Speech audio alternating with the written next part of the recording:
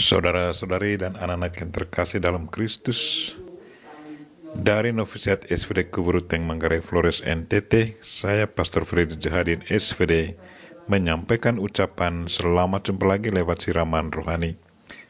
Hari ini Senin 9 Agustus 2021. Injil hari ini diambil dari Matius bab 17 ayat 22 sampai 27.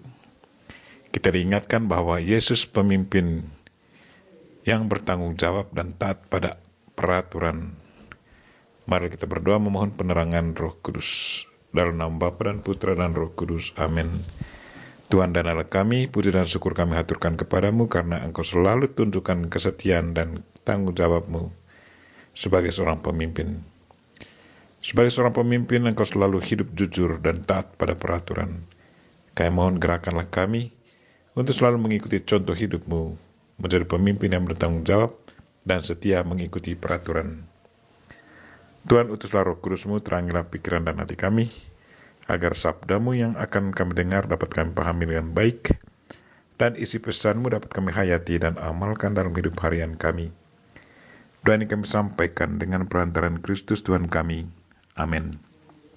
Tuhan sertamu dan sertamu juga. Inilah Injil Yesus Kristus menurut Matius bab 17 ayat 22 sampai 27. Dimuliakanlah Tuhan. Sekali peristiwa Yesus bersama murid-muridnya ada di Galilea. Ia berkata kepada mereka, Anak manusia akan diserahkan ke dalam tangan manusia, dan mereka akan membunuh dia, dan pada hari ketiga ia akan dibangkitkan. Maka hati murid-muridnya itu pun sedih sekali. Ketika Yesus dan murid-muridnya tiba di Kapernaum, datanglah pemungut bea bait Allah kepada Petrus dan berkata, Apakah gurumu tidak membayar bea 2 dirham itu?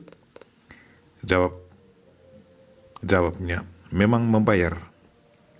Dan ketika Petrus masuk rumah, Yesus mendahulinya dengan pertanyaan, Apakah pendapatmu Simon? Dari siapakah raja-raja dunia ini memungut bea dan pajak?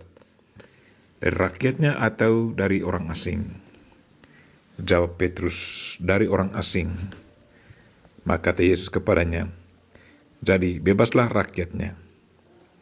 Tetapi supaya jangan kita menjadi batu sandungan bagi mereka, pergilah memancing ke danau. Dan ikan pertama yang kau pancing, tangkaplah dan bukalah mulutnya. Maka engkau akan menemukan mata uang 4 dirham di dalamnya. Ambillah itu dan bayarkanlah kepada mereka, bagiku dan bagimu juga. Demikianlah Injil Tuhan. Dimuliakanlah Tuhan.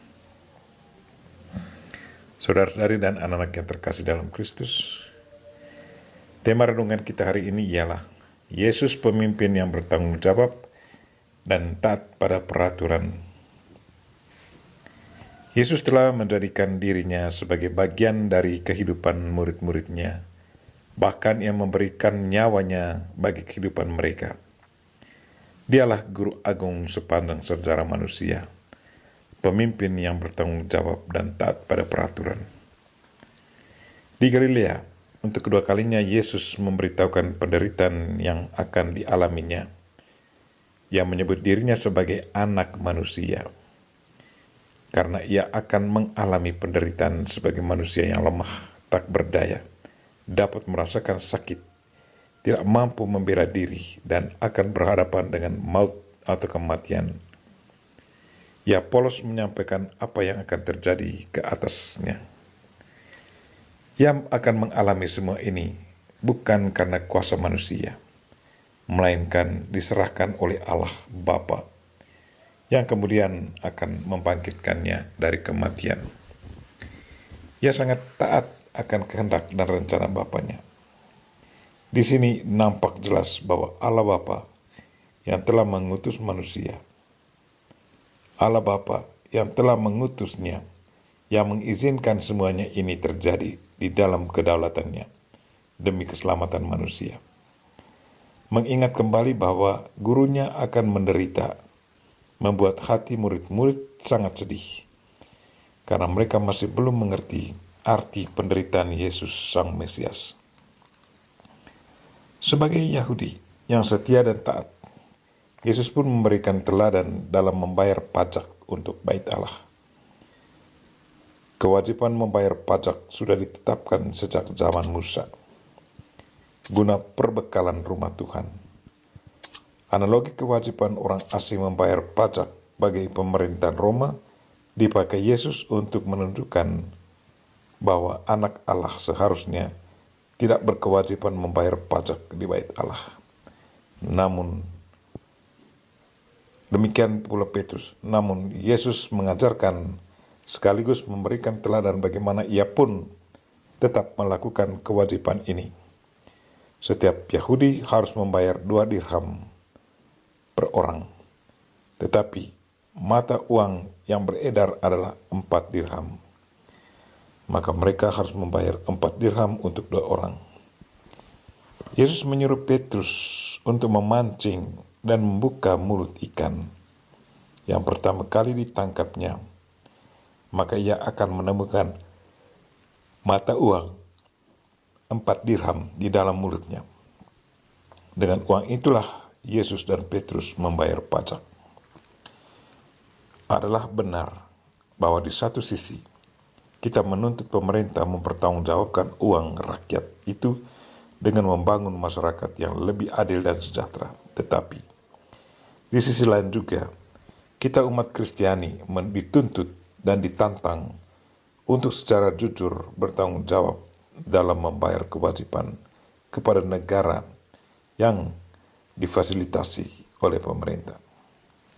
Janganlah kita juga menjadi sandungan karena tidak menjadi saksi kejujuran, keadilan, dan kebenaran di tengah-tengah masyarakat Indonesia. Menjadi 100% Katolik sekaligus 100% warga negara Indonesia juga diungkapkan melalui ketaatan kita untuk membayar pajak sebagai warga negara Indonesia. Marilah saudara-saudari yang terkasih, kita memohon Bunda Maria untuk senantiasa mendoakan kita agar kita menjadi orang yang bertanggung jawab dan setia pada peraturan. Amin. Marilah kita mohon berkat Tuhan.